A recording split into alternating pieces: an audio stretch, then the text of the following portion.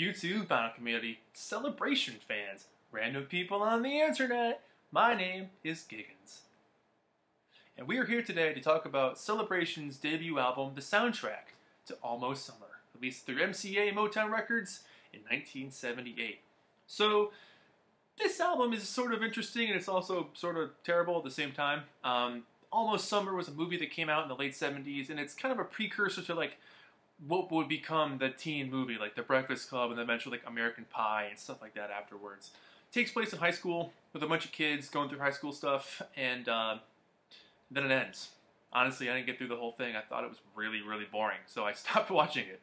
But the backstory behind the guys getting together to make this album, or these collection of songs, and there aren't even that many that are by Celebration, also isn't very interesting. There's not much to know about this album. I have scoured as much as I could to find as much as I could about this thing, and they just kind of got together and did it. There's really no like explanation behind it. So the reason why the Beach Boys couldn't be listed as the band is because they were going through contractual obligations at that time, and both Warner Brothers and CBS were like fighting for them at that time.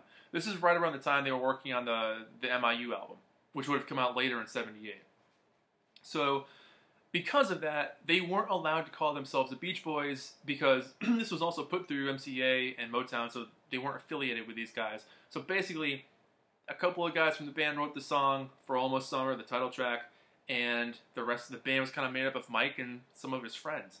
So it's not exactly a Beach Boys release, but it's definitely a Mike Love associated release. So here's the thing. Brian was asked to write a song for a movie, and he came up with Almost Summer. There's a really great demo of it online. You can check him out playing the piano and doing basically the chorus part. And it's really not a bad song. Like, it's got some good life to it for sure. It's a really like mature 1963, 64 era Beach Boys, but like in 1978. So it's got a bit of a nostalgia feel, but it's also not cheesy. It doesn't come across as like a hokey remake or like they're cashing in on their past. It sounds like the Beach Boys at that time, if they had like progressed from the surf rock as older guys, almost if like the rest of the stuff never happened, and like they were like, all right, let's get back together and see what happens. Like, that's kind of what it sounds like. It sounds like if a bunch of guys or a bunch of friends from high school got together for a reunion and kind of were like talking about the old days, but from like a perspective. So it's really not too bad of a song. So yeah, it was Al, Brian, and Mike got together. They fleshed out this song, and it actually did really well in the charts. It hit number 28 on the charts for like, which blows my mind because, I mean, obviously I wasn't alive back then, so I didn't get to experience this stuff firsthand. But like, when you look back at this era, the Beach Boys' "Love You" had just come out, and from everything I've read, that album was kind of a flop commercially. It's one of my favorites. I think it's an absolute masterpiece, but more on that later. The thing is, it didn't really do well, like, sales-wise, and then MIU was about to happen, so, like, I mean, they were still, like, giant concert draw, but, like, to be able to play a new Beach Boys song on the radio and have it be, like, a success for a couple of years there, it was kind of hit or miss. And so to have, like, a Beach Boys associated act called Celebration with, like, 3/5 of the Beach Boys in it, and have a top 30 song, that's pretty damn cool. And to follow up, it's a pretty decent song, so it's worth that number 28 status. The rest of the album is very spotty. So, I mean, the band itself at this point, Celebration, is Mike Love, Charles Lloyd on sax and flute, Ron Altbach on piano, electric piano, background vocals, and Dave Robinson doing bass, some lead vocals. But you got some guys from the Beach Boys band, like Ed Kowalski on drums, Ed Carter on bass. Then you got Wells Kelly on background vocals, and Gary Griffin also doing synthesizers and some more electric piano and vocals. So it's a really tight group of people. Like, there's a really excellent musicianship going on here. And they ended up making a few albums together, and to varying degrees of coolness. Coolness. That's my new word to say, like, if they're pretty good or not. Coolness. Coolness factor. So let's just jump into this. Why do I do that? Let's just jump into this thing. Well, I've been talking for 5 minutes. I'm like that guy on YouTube now. Here's my long, super long introduction. Now we'll start talking about it. Oh boy. This is my last album review. I'm just kidding. Second to last. So it opens up with Almost Summer, which really has like an interesting direction, like I said, where the perspective of older guys looking back, remembering high school, going through your high school stuff, and it fits really well. The cool thing about this song is there's like multiple versions that exist. Mike apparently did like 20 different versions of this song to promote it on local radio stations throughout America. I haven't been able to find all of the versions, but I've found on YouTube anyway, there's like Detroit, Cleveland, I think San Francisco, LA, maybe Boston is on there too. But he would change all the lyrics to reflect places in those areas. So a very cool marketing strategy. But I gotta admit, like the 15th time I heard this song, I was starting to get really burnt out on it, like really quick. It was fun the first couple of times, and I was like, oh my god, if I hear the song one more time, I'm gonna throw up. But that could just be from overexposure.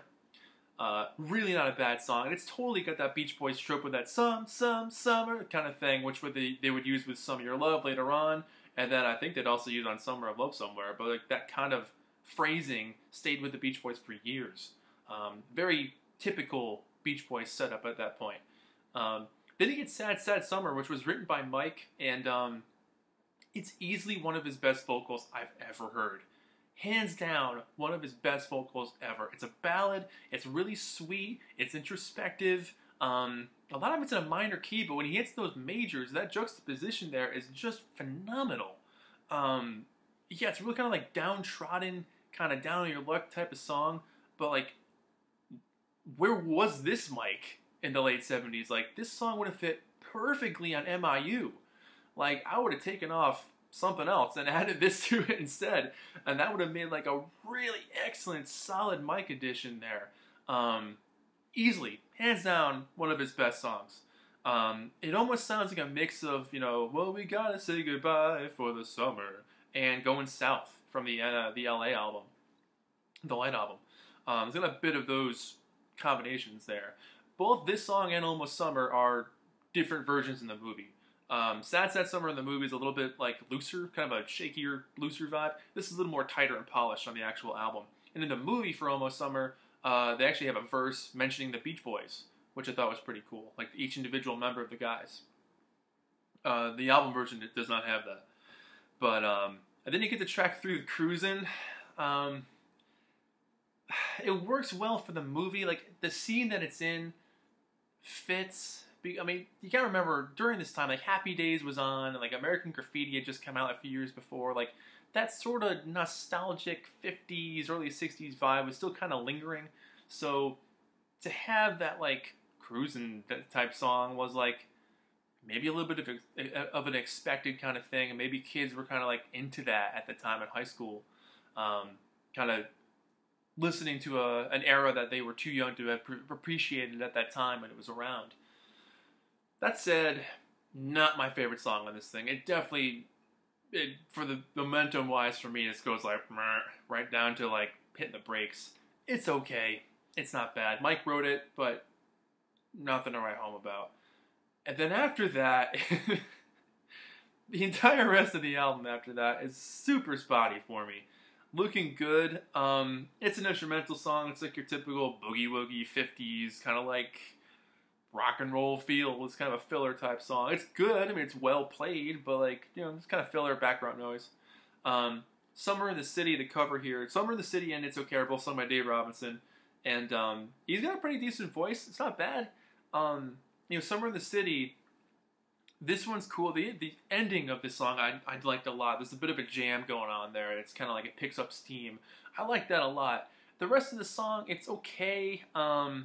You know, it's a little cheesy for me. It feels a little bit forced. It doesn't feel as honest as the original song did. Where the original track by the Lovin' Spoonful is like really cool. It's got some grittiness to it. It's got the car horns going on. It's got a real like straight up garage rock vibe. This one just feels a little too polished for me. I think that kind of loses the atmosphere and the essence of the original track, which I know you really shouldn't compare things like that. You should just take it for what it is. If this was the first version of the song I ever heard, I honestly don't think I'd like it, because it doesn't have that like grip that the other one does. It doesn't capture your attention, you know?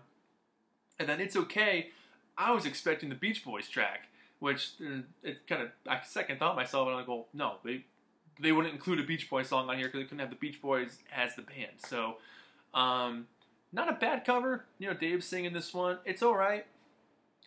Actually, it's okay. Oh, I was expecting an applause meter to go off there. Nope. All right, cool. My associates behind the camera are telling me the batteries have run out on the applause meter. So, sorry guys. That's up to clap to yourself there on that one, because that was a great joke. Side 2 opens with a track called Football, which sounds like Miles Davis and Ornette Coleman were trying to write a score for a football game and realized, oh wait, we don't know what football is. Like, nothing about this says football. It's crazy good jazz. Like, there's some excellent sax playing on this thing, but it sounds like an outtake from Bitches Brew or something. It's like totally non-related to what I would consider football. Like, you know, if anything, I would have thought like maybe like Looking Good would have been like slightly close for a football game, or this is like the coolest high school in the world and they all love jazz and that's what gets them through the football game. I'm living with that mentality. I'm thinking all these football players are big Miles Davis fans and that's what they're into. That's what I'm going with. Miles Davis fans playing football. That changes everything. It's only a minute and a half. It's not super long. And then you get Island Girl, which like... This is a long song. It's almost 8 minutes long. It just doesn't do much for me. It sounds like how you would think it sounds. It sounds like your typical sort of like Hawaiian-esque setup. Yeah, I mean it's well played. It's a very well constructed song, but it's definitely, for me anyway, like background music. It doesn't do much for my attention on that one. And it doesn't help that it's also 7.5 minutes long. You lose me after a couple minutes there. That's a long track. And then after that, it's even more spotty. You get Christine and Bobby, and this song actually kind of rips off She's Got Rhythm in parts. Like most of the melody of She's Got Rhythm kind of sounds like this thing. And then you got We Are the Future and She Was a Lady, which are actually done by two different bands. We Are the Future is sung by High Energy, and She Was a Lady is sung by Fresh. So it's at side 2 is a very disjointed setup. I mean, those last two songs were okay. They just don't really fit in with like the rest of the album, you know. Because side 1 is very Beach Boys-esque, 50s nostalgia sounding, and then the side 2 is all over the place. You get like that jazz bit, you get like a little bit of the island music, then you get like I guess you can say R&B kind of feels like the We Are the Future and She Was a Lady. While they're not bad songs, it just, as a whole, makes for a very disjointed listen. I think if the sequencing was done better, if they had included some side 2 tracks mixed into side 1 and vice versa, I think if that like up and down roller coaster had been set up like that, it would have made for a better listen. But because it's like very two different sides of the world here, for me personally, it makes for sort of a disjointed playing experience. Here's the back cover. So you got Mike up there. That was it. Ron, Dave, and Charles at the top. That's like the core members of the Celebration band. You get your track listing there and some of the actors and actresses from the film at the bottom. And I'll show you the inner sleeve here. This was in the cutout bin, as evidenced by the Scruff McGruff Take a Bite Out of Records bit up there. So you got the original MCA label. And you got the brown MCA logo. You see that? Yeah, it looks alright. So overall, like, this was something I was looking for on vinyl for a long time. I've seen MP3s of it for years, but it's also been out of print for a long time. I would not call it essential. I mean, if you come across, like, the 45 of Almost Summer, it might be worth picking that up for your collection if you're, like, a hardcore Beach Boys collector. Other than that, I really don't play this thing much at all besides like the first 3 songs. Those are the songs I'm interested in. Actually, it's the first 2 songs, really. Like, if it's Almost Summer and Sad Sad Summer, those are like the 2 that really capture my attention. Overall, giving this thing a rating, it's hard. I'd probably give this thing like a 4, maybe even a 3. It's really not essential for the Beach Boys collection. I don't really recommend it either. I mean, I tried watching the movie. That wasn't grabbing me either. If you find a single of Almost Summer, pick that up. Other than that, you're really not missing much. But I would be very curious to see or hear what you guys have to say about this thing.